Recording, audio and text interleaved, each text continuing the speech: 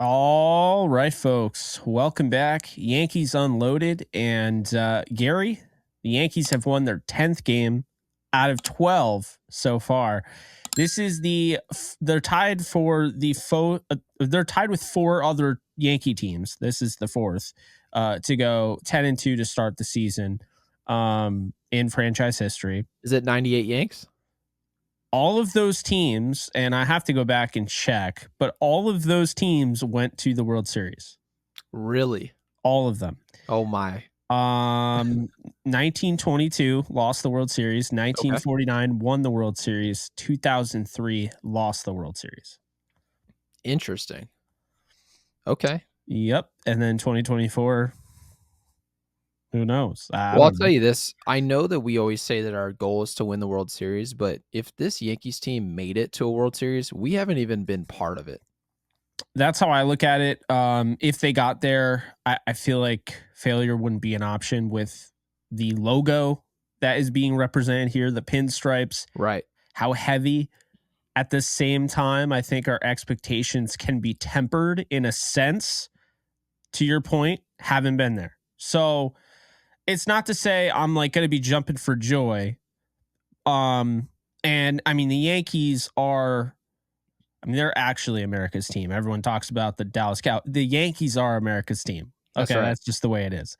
27 world championships. Now, the closest thing that I could do to compare to this position, and it sounds weird, but it's when the Rams were in the Super Bowl against the Patriots in 2018. I was just happy for them to be there because I watched a lot of bad football, right? It's different with the Yankees because they're never really bad. Last year, they were bad for them, but that's not even like bad. We're not talking. No, we were 500 wins. And we had injuries to get to that point. So we were better than a 500 team. So we're just always in the mix, it feels like. Yeah. And we kind of just fall short. It's almost like what's a team you would describe? Who does this? What, like the Dallas Cowboys?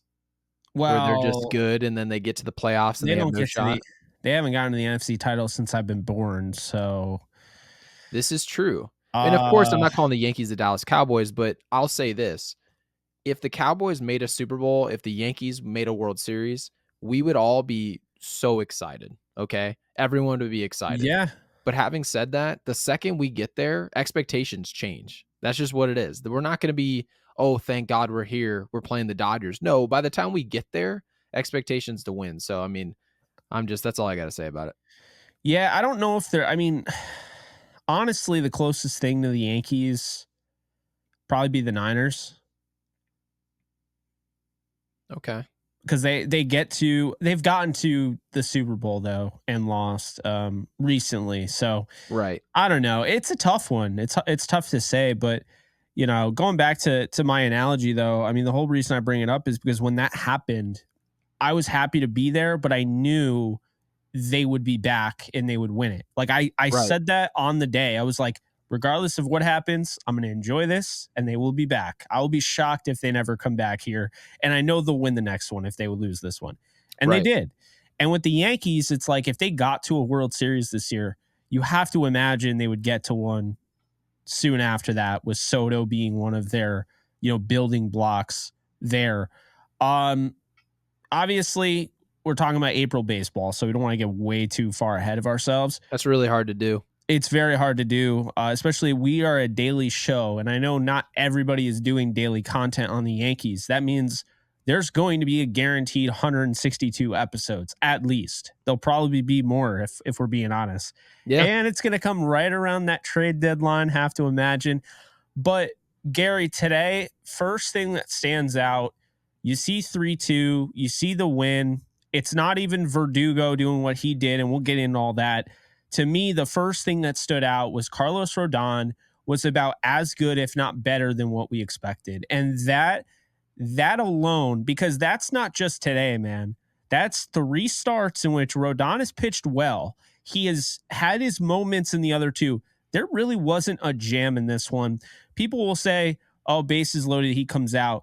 That inning is over if Rizzo doesn't botch that double play. Yeah, and I think everyone who watched the game would know that. Yeah. But you know what I noticed about Rodon is that cutter, I thought he established the inside part of the plate with that cutter. I thought it was a purpose pitch. That Yeah. pitch does not have to be perfect, but when you're not hanging that cutter down the middle of the plate, it makes that fastball that you're seeing. He's still going to that fastball up and away. That's a consistent pitch for him. And everyone was saying he's overthrowing the ball. And I said in our last, like maybe a couple episodes ago, I think Rodon's trying to do this. I think he's trying to tunnel that slider and that cutter that he's working in off the plate. And he did it again today successfully. So I thought he did a much better job of managing his pitch count. I mean, he gave us 6 full. So I was very happy with that today. And Yeah. I frankly do not care he was pitching against the Marlins, because you know what? People judge you by not performing on these performances as well. So like if Rodon, let's just say, goes out there, gives up 5 against the Marlins, I promise you guys, we'd be talking about it. They'd be talking about it. The rest of the world would be talking about it. So when it comes down to really good players, they just beat up on inferior teams, inferior lineups. And he did that today. He did exactly what he had to do. And it doesn't frankly matter what Joe Schmo 1234 on Twitter says about it being the Marlins. That stuff is irrelevant. I loved what he did. I loved his approach, and I loved his command. It's something that frankly I haven't complimented him on probably since he's been a Yankee. So we'll see how he builds on that and what he brings to his next start, because I'm not exactly sure who he's slated to throw against. So I guess we'll see. But hopefully that fastball command is what we saw today. Yeah, I mean, they talked about on the broadcast, they brought it up post game. This was a Rodon that was using pitches he never uses. Yeah, And, one thing I want to throw out there is he was using the changeup quite a bit. Don't let anybody tell you that baseball is just you go out there and you play. There's a lot of telegraphing, there's a lot of game planning. There's a lot of strategy. And it's not like at the little league level or even Babe Ruth level, but when you get to the major leagues, like you bet your ass Carlos Rodon is getting the full scouting report from Nestor Cortez on this team. that's right. And he's going in and he's like, okay, I don't normally use the changeup. So one, I have the benefit there and the advantage there because there's not a lot of video of it. And two, this is a free swinging team, so I'm going to throw them off. I mean, look at that one at bat at the end of the game. It just explains how free swinging they are. And you already know what I'm going to say. The Tim Anderson at bat, to wrap it up, he is swinging a garden hose, okay? At that point, you have, by the way, Clay Holmes has been unhittable lately. I mean, he's just been insane. I'll take it, man. I did not get any sort of pain in my stomach or anything. I was just like, you know what? He's going to go out there and shut this door. And he did. But my point is that they're so free swinging that you take something off. And, I pointed it out. I think I texted you when it happened, that slider early on in the game that he struck. I think it was the first or second batter out on. I was like, he just went from throwing 96, 97 to dropping it down to 83 on the slider. That's and right. that dude had now. no idea what he just saw. No, see, that's pitching. See, it's not. You have to remember, when I said I want to see what his fastball stuff is like, I want to see, yes, he's throwing 95, 96 in the first inning, but I want to see how hard he's throwing in the 4th and 5th. But what's even more important is that Rodon's not just coming out here proving that he's got the arm left, the ace-like stuff. He's also doing what we saw CC Sabathia and what we see Nestor Cortez doing over the last couple years, not in his down year, but we're talking about when Nestor Cortez was Nestor Cortez, the guy we saw in the All-Star game. He wasn't blowing guys away either. Okay, so he was throwing cutters in off the plate. You saw Nestor in his last start throwing cutters in off the plate, and it felt like we were watching a repeat performance, to be quite honest with you. It was like watching the same pitcher. The difference is that Nestor can't reach back and grab 98. So no, can you that's imagine if he really could? good feeling. No, I couldn't imagine, to be honest. Well, he probably wouldn't be pitching the way he pitches. He'd probably have a different game plan. So, well, and I also want to add to that, because it's not just as simple as, hey, I'm going to throw 2 different pitches and you're going to be, sitting back on a fastball, and then all of a sudden I throw an 83-mile-an-hour changeup and you have no idea what you do and you swing out of your shoes. Mm-hmm. It's not even that. Because I don't think you keep bringing up tunneling, and I don't think people understand what that means. I mean, the idea that you can throw essentially the same looking pitch up until the last minute and then you have the break, it makes it almost impossible to pick up what that pitch is for a hitter. That's right. And when you're good at that, you basically become unhittable. You become just I mean, really that's one of the scariest things, and not everybody can get that whole idea of tunneling down to a T. And let's be honest here, human nature, you're never going to get it perfect. But there are guys that get it very close to perfect. Oh, And Clayton those are the Kershaw is one of guys. those guys. Yeah. Clayton Kershaw, man, if you look at Clayton Kershaw's release, when he releases the ball, he is like an Iron Mike straight over the top. And when he lets go of that 12-6 curveball, they flat out, the hitters, and I've asked plenty of hitters, okay, throughout his prime, and they have said, when I've seen Clayton Kershaw throw that 12-6 curveball, I promise you, I thought it was 96, 94, 95 above my head. And so it's not just a matter of, oh, there's the curveball, I can't weigh back on it. No, hitters legitimately out of the hand are believing that this pitch is a fastball. And that's because of the location. The 12-6 curveball comes out at 12 o'clock, of course. And then the fastball up comes out at 12 o'clock. And that's exactly what you're seeing out of Rodon. Rodon is throwing that ball up and away, and then he throws the ball out of the same tunnel, and then it cuts inside off into your hand. So essentially, hitters have no idea what they're supposed to be game planning for. What am I actually seeing with my own two eyes at the plate? It changes the type of swings you see. And most importantly, when hitters don't know what's coming, even if they do square up the ball, I can't even say they're going to square up the ball. Even if they get their hits, they're not going to be with authority. And that's what you saw today. Miami had a lot of soft hits around the field. Tim Anderson, who essentially was dominated in his last at bat today, Tim Anderson had 2 hits today. And you'd look at that and say, oh, he really had his way. No, later in the game, he was just an out. We basically worked him. So that's something that I think the Yankees are having an understanding is it's not just about stuff. You're seeing all these guys get hurt across baseball. You can learn to pitch in and out. I talked about pitching in off the plate, working up and away. They're pitching. And you have to credit Matt Blake. Of course, we always have to bring it back to him. But let's also credit Rodon for making adjustments and not just being a meathead and being stuck in his ways. So I just like what I'm seeing. I like what I'm seeing too. There are people that were criticizing Boone for taking him out at 89 pitch count. I get it, but why not just let him have this one? Why not just let him have this one in general? I mean, he has pitched well the last 2 games, no decision. To me, I saw this as kind of easing him up the rungs. And look, 89 pitches is, it's not a ton. And maybe he could have gone. And I think he's honestly, he got screwed by Rizzo's play. At the same time, yeah, this is what the Yankees wanted. I think they came into this game knowing they're probably going to use one of Hamilton and Holmes, if not both. And they were hoping, hey, can you give us 6 innings? Because the problem with the Yankees has been, all right, 4 1/3, and now we have to just unload the bullpen. Today, it was a pretty, in my opinion, I think looking at how they managed the bullpen the last few days and how they were able to, because of the starts they were able to get, especially Nestor's 8 innings.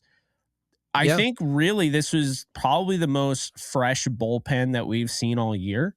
Oh, this was the old school outing. Are you kidding me? We're talking about Rodon going 6, right? You go setup man to your closer. This is our setup man. Okay, guys. Yeah. Ian Hamilton is our setup man right now. So yeah, me and Jake have talked about, are they going to go are they going to send guys to AAA, get him ready, get more trust in him, right? And Cousins. We're talking about all these different arms that could potentially help these guys. But when you're looking at Hamilton and Holmes right now, with no Johnny Lowe, these are our 2 go-to guys. That's what it is. So this was a very clean outing. And for anyone who watched this game start to finish, we could have won this game 8-1. Oh, okay? easily. Very easily. They were have. hard contact all day. So you can't be upset at that. That just happens in baseball. Juan Soto flies out to the track, right? Anthony Volpe was a poo-poo hair from hitting a 3-run bomb. Like, what else are you supposed to... Stanton was right at the wall, right?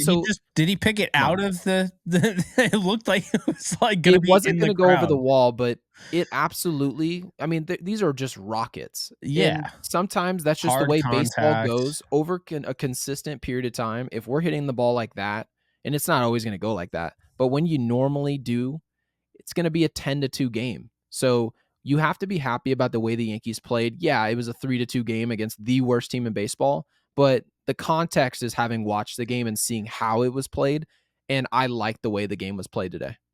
Yeah, I still feel for Wells. That is, I mean, it's I understand it's just baseball, but good lord, this dude is so like he's so unlucky. I mean, he is in the 90 percentile, or we'll say 85 or above in walk percentage, K percentage, in the good way, barrel percentage, expected slugging, expected batting average, like it's insane, man. Like he has this kind of, I'm not saying it's unprecedented, but I don't remember seeing a guy who goes up there and his batting average right now is A buck 30. 130.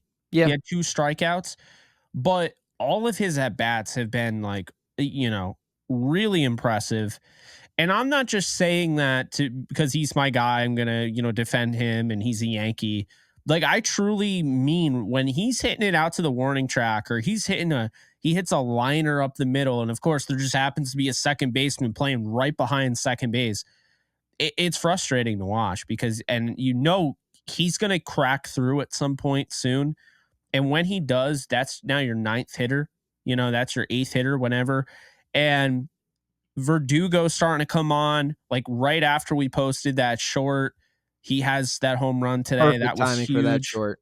I Perfect wouldn't timing. worry, dude. I really wouldn't worry about Wells, and I know you're not worried. No, it's But just annoying. but part of the frustration is that you feel they're putting him on the field right now, and then Trevino will be put into a situation that we frankly don't want him in. But I think the Yankees right now are content just splitting time between the two, and one of those guys is going to separate themselves. You're talking about 162 games. If we're talking about we're past the trade deadline and Austin Wells is still lining out into double plays and he's hitting the ball to the wall and they're all caught all year, well, at some point you can't just chalk it up to bad luck. You can this early. We'll let that go. Yeah, of But when course. you're talking about 3, 4, 5 months into the season and Austin Wells still hasn't separated himself from Jose Trevino, well, Yeah. at that point, we're not going to sit up here on the show and talk about the fact that he should play, he shouldn't be platooning lefties, righties.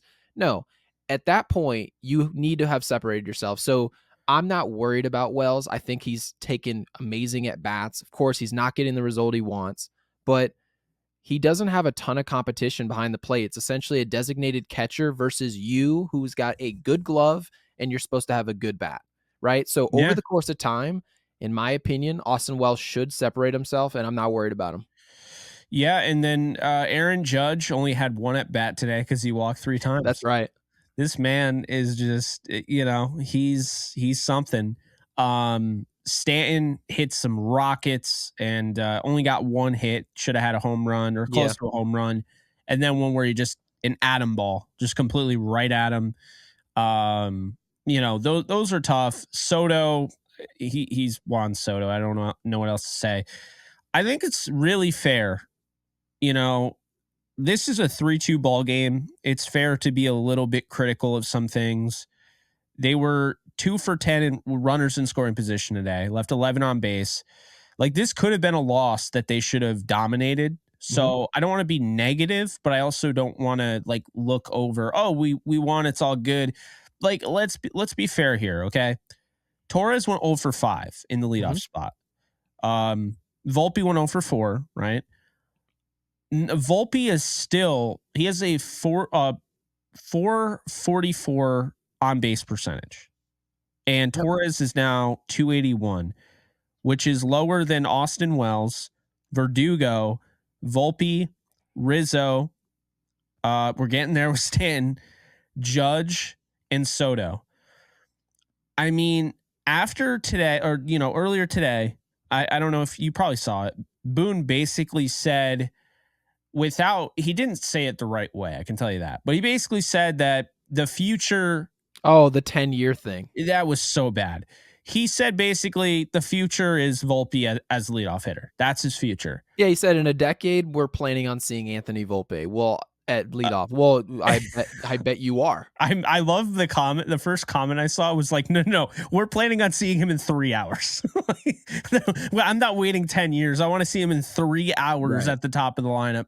Yeah, I don't know. This is where you don't want to hate on Boone. They're 10-2. You don't want to be bitching about that. At the same time, like, it just seems to me like this is kind of my way or the highway, and it's not. It's not a real good baseball move, in my opinion. I would actually make the argument. So we keep hearing how Volpe is so much better hitting sixth, right? It's so Mhm. much mental clarity. Well, He's if not being it's not pushed. broke, don't fix it. That's what we're hearing. But Yeah. but what if this is too much for Glaber? What if he would hit better in the sixth hole? What if at the top, you can't use it on one and not use it on the other? And no one mentions anything about, well, maybe Glaber would be hitting better if he was hitting sixth than Volpe was hitting leadoff. Like, it's always about Volpe. And I'm like, Glaber right now is batting 200. He does not have a home run. Last year was one of the best years of his career. He's off to a slow start. He's having good at bats and then some not so good. Still, though, he doesn't have a 300 on base percentage as the leadoff hitter of this New York Yankees lineup. Well, when they say if it's not broke, if it ain't broke, don't fix it. What part of Glaber Torres is responsible for this 10-2 start? Because Exactly. offensively, I know for a fact it's not Glaber Torres' ability to get on base. I know for a fact it's not his ability to put the ball in the seats. And I know for a fact it's not to get a hit because he's hitting 200. Now, does this mean Glaber Torres is a bad hitter? Absolutely not. Glaber No. Torres should be in the top 5 in this lineup. That's my opinion. Now, having said that, if I'm looking at the lineup, I say, okay, Juan Soto, Aaron Judge, Giancarlo, Rizzo, Volpe, Verdugo. Who's responsible for this start? I'd probably lean on the pitching. Pitching's been much better than what I think people gave it credit for. Right, because we're talking about our batting averages were incredibly low. Everybody. And we were still winning games. That was pitching. But then what happened offensively? You look at the guys offensively, you say, okay, Juan Soto was spectacular, got off to a blazing start. Aaron Judge pretty much didn't do anything, but we're not going to move him. He's Aaron Judge. But you're And talking his on about base percentage is almost 400, his batting his ops is 195. 800. He's hardly done a thing. Okay. Giancarlo is scorching hot. We've given him his credit. We talked about him, Yeah, right? yeah. We went the lows and now we've gone to the highs. But Giancarlo's in the spot he's in because he's performing now. That makes sense. Rizzo's bat's coming alive. He's almost hitting 250. Volpe, we know what he's done. I know for a fact that there is not one thing that Glaber Torres offensively has done this year has been anything superior to what Volpe's done. And in my opinion, the Yankees team gets better by putting him at leadoff. I know we're 10-2, but 10-2 teams can get better. Here to tell you guys. That's just Yeah. the way it works. If you're just sitting That's here how you stay satisfied, winning. yeah, if you're satisfied you're 10-2, okay. Well, guess what?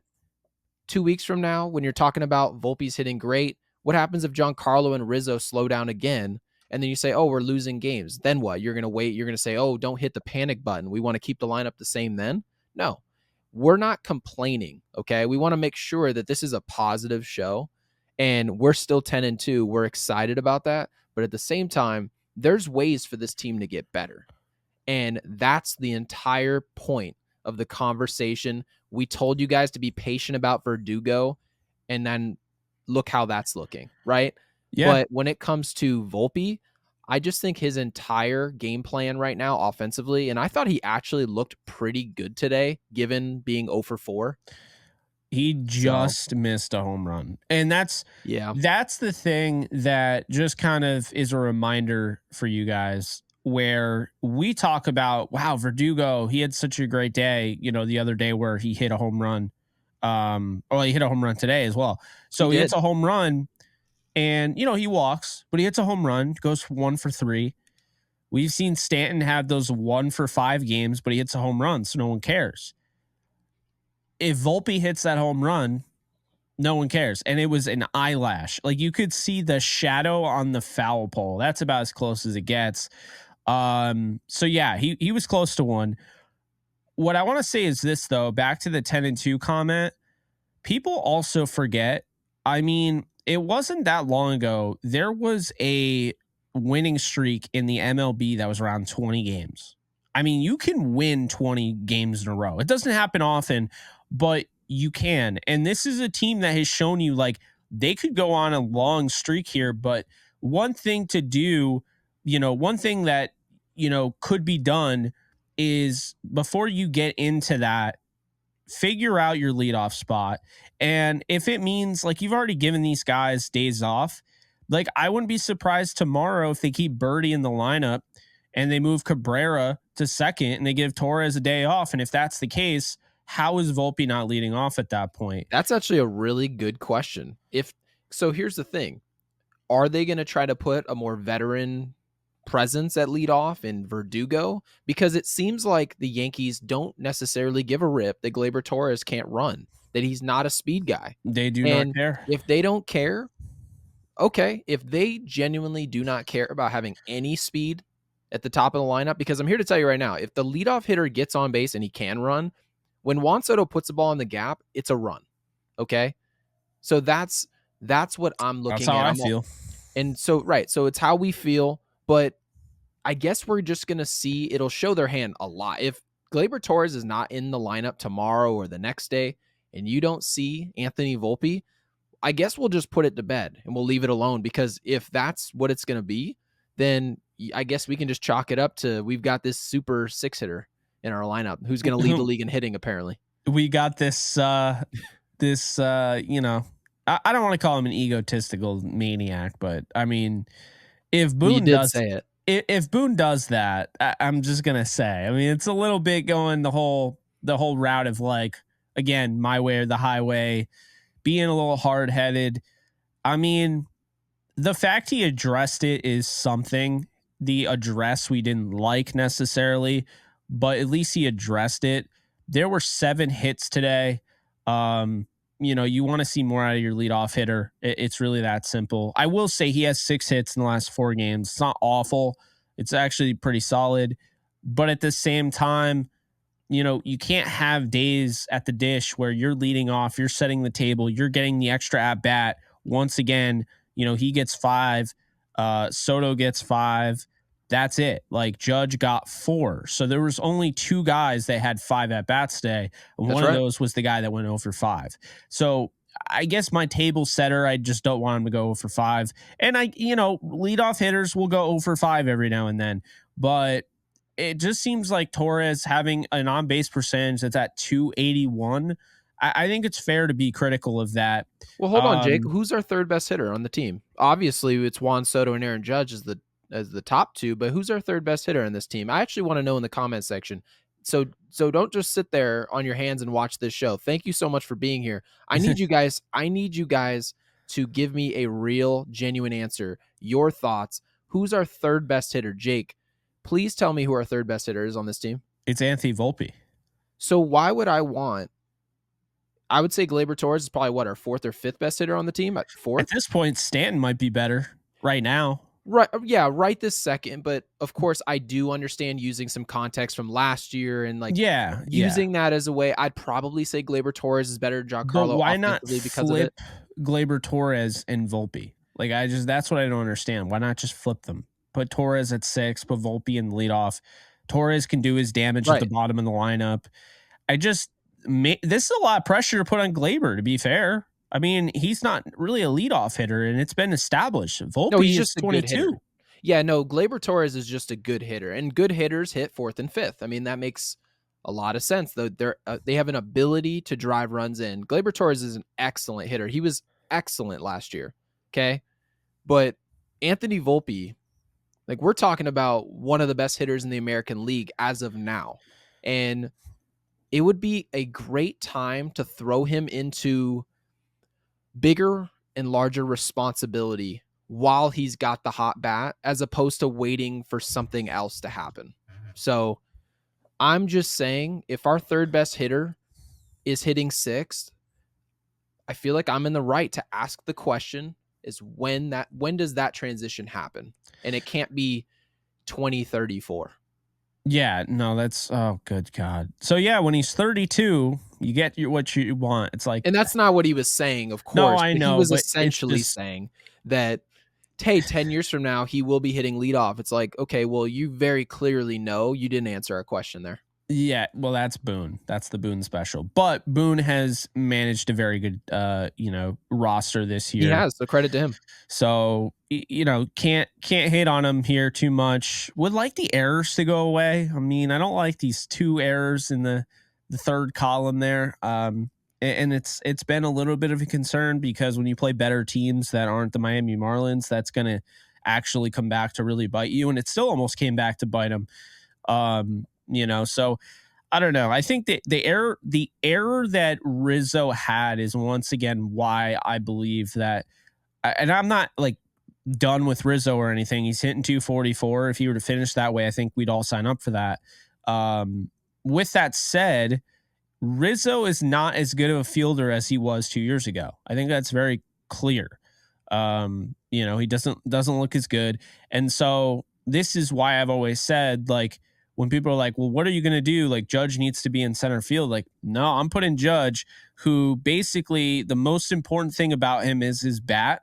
I'm putting him at first base. So next year, like it's all set up right there, Gary. It really is. I mean, I don't think Rizzo's going to be back. Yeah, and then to reinforce your point, when you're looking at the way that our roster is going to be constructed, our best prospect, in my opinion, right now, and I think we all can agree on this, is Spencer Jones. Spencer Jones is an outfielder.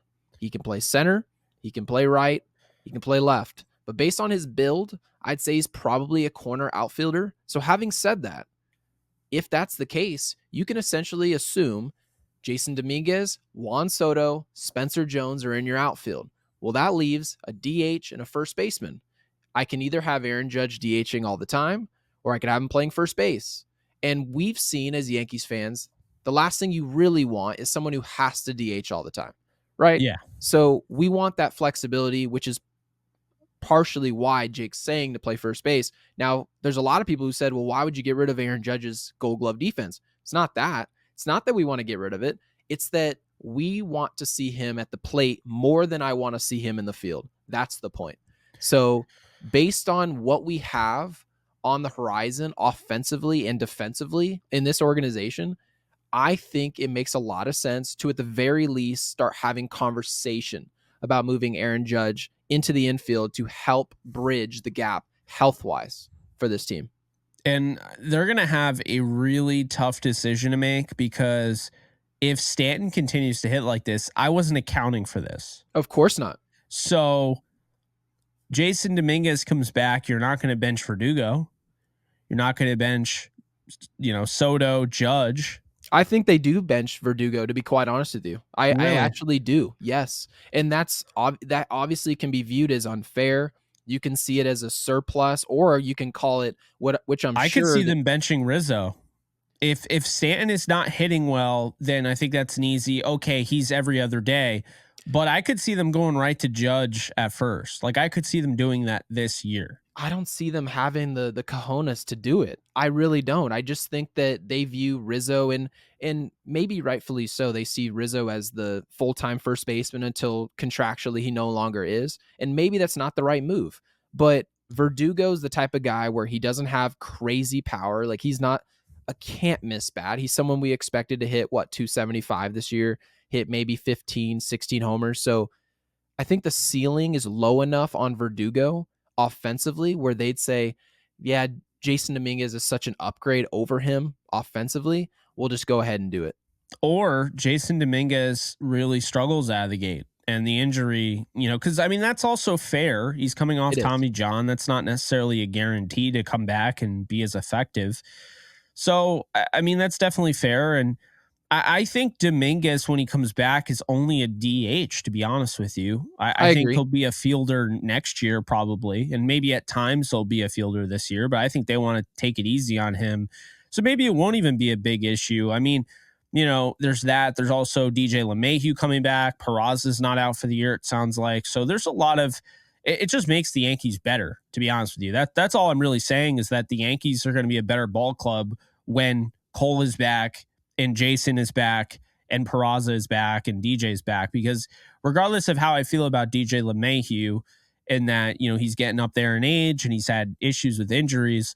To your point, and you've said this, DJ LeMahieu at the end of last year had some really good production, and that's what they're hoping to get. And if they get that, this lineup is going to have about 13 options to beat you every single day. We're going to have good And players hitting eighth. we're going to have teams calling, asking, hey, is that DJ LeMahieu available? Or is that Stanton available? Or is that Rizzo available? Like, because it'll just be like, why are these guys on the bench? It'll be like, oh, well, today, we had to get this guy in the lineup. Like, we're going to have people like, is, Dominguez, are you going to trade him? Nope. Like, and I don't think the Yankees are looking to move any of these guys either, because no, they just flat out have decisions to make. Who plays where, why, and everyone's going to have different answers, because we all think there's going to be people who think that Aaron Judge can't play first base. There's going to be people who think just because we have a Gold Glove center fielder or right fielder in Aaron Judge, we should not DH him. And that's a valid conversation to at least entertain. So we're aware of that.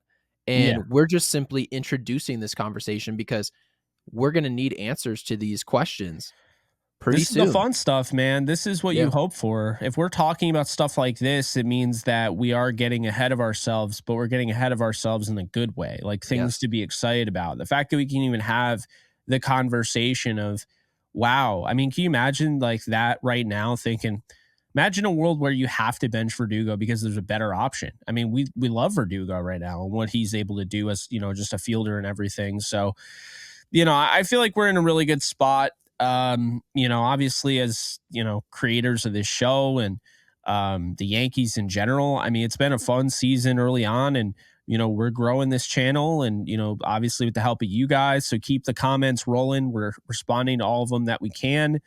And man, we're having a blast doing it, Gary. It's every single day. It's definitely an adjustment. Podcasting's fun when you're 10-2. It's a lot more fun when you're 10-2 and not 2-10. I've done the opposite side where you don't have 162 games, you have 16 or 17, and you're not good. So it's one of those. That's when you make when you're a fan of a bad team. That's when you start pivoting and talking about the draft. Yeah, I know. That's what you do. You say, what do we do with our first round lottery pick? I've been there, done that. It's funny because it'll be like October and be like, well, we have like 9 games left. Like, this ain't going in that direction. No. I'm just, so, I mean, I've seen it go both ways. What I will say is I feel like this is legit to wrap this thing up. This is legit. The Yankees are a legit team. I saw an article earlier today. Are the Yankees just hot or are they good? I think they're both. And I think it's possible to be hot and a good team. There's a very good chance at some point in the season, they're going to hit a slump. They're going to hit a wall. It happens to every baseball team. But the great teams, that wall doesn't last as long. And it doesn't happen multiple times in the year. It happens, maybe once or twice. It doesn't happen like 4 or 5 times. That's the difference. And I think we were right. I also have to pound our chest here because we were right about this pitching staff. We said to let it roll. We jumped off. Remember, we did one of our first videos. We were talking about going out and getting a starting pitcher. That's right. And now I feel good because it's literally video evidence out there that you and I stood by it and we're like, I want to see Louis Seal. I want to see Clark Schmidt. Want to see what they have. We both have believed in Rodon. I said he'd have a 2.5, and the dude's got a 1.79. Are you freaking kidding me right now? Yeah, I know. He's killing. I think it was like 2. No, I think I said, high threes. No, you said, I think mid threes, which by the way, mid threes. Yeah. Mid threes is spectacular. If you're mid threes, I mean, that's a super 2 right there. Look around baseball, guys. Like guys who have 3.5 ERAs, those are 2 starters in baseball. You're talking about like the Walker Buehlers when they're right? Like Bobby Miller this year. If he has a good year, it'll be a 3.5 ERA. Okay. Yeah. Michael Kay also said, everyone's getting on this team for innings pitched. They're top 10 in the league. Yeah. And a lot of that, by the way, I want to give credit to the pitchers, but mostly I want to give credit. And this is majority of the credit. And that's saying a lot to Aaron Boone. It's different than what he's done. I've talked about it a few times, but you never know. This might be someone's first time they've watched our show. I tell you, he has not managed his team that way. He can watch someone throw with the stuff of 2010 Clayton Kershaw, and he'll pull you with 84 pitches in the 5th inning. He will do it to you. And this year, he's given them a different leash, an ability to go out there and at least right the wrong of what's happening before them. He essentially would just relinquish all responsibility from the starting pitcher. And I think the fact that he's not doing that right now is actually working to our benefit. I agree. It's an extra inning or two that's saving the bullpen. Also, sometimes the guy who's out there already starting, it's not necessarily just that he's tired. He might be in a rhythm, or he's in at least a better rhythm than a guy that you're just putting in there like, hey, here you go. You haven't pitched all day. You've just been warming up in the bullpen. Go out and do what that starter was just doing for the last 5-6 innings. See, it's not always as simple as it just, so that's how I look at it. So tomorrow, last game of the series, and you know who is pitching, and I'm very excited about it. I did say if they won this game today, which I believe they were going to, they would sweep the Marlins. I believe they do that tomorrow night at the stadium, 7:05, 10-2 Yankees taking on the 1-11 Miami Marlins to wrap up this series. Ryan Weathers versus Marcus Stroman. Stroman has not given up a run this year. He's given up 7 hits. He has 10 strikeouts and only 3 walks in 12 innings. I'm expecting another gem from Stroman. I feel like the Yankees are feeding off it. They're feeling it. ESPN matchup predictor, this is the highest I've ever seen it, has the Yankees at 77.2% likely to win this game. Oh my gosh. No, and that's actually saying a lot, because most of the time when you're betting on games, they tend to lean with the team against the sweep. That's true. how it works. And to the fact that they're saying, 3/4 of the time the Yankees are winning tomorrow, that's not good. If you're a Miami Marlins money my line. God. Yeah, it's atrocious. Oh my gosh. I mean, Well, this is it's just baseball. a bad time. Anybody can win in baseball, and they're just like, nope, not the Marlins. Evidently not the Marlins. So, I mean, good grief, that's like so egregious. You might as well just put $100 on the Marlins and just enjoy the game tomorrow. Plus 180. Right. Oh, man. Well, that's going to do it for us. Be sure to follow us at Yankees Unloaded. You can follow me at JK Bogie. You can follow Gary at Gary Sheffield Jr. on all social media. And we will be back tomorrow, per usual, to give you the recap on this one as we get you guys ready for the Cleveland Guardians series. They're headed to Cleveland. They start a road trip there. Then they go to Toronto. Very excited. 10-2, man. Fun season so far. We'll see you guys. Like this video.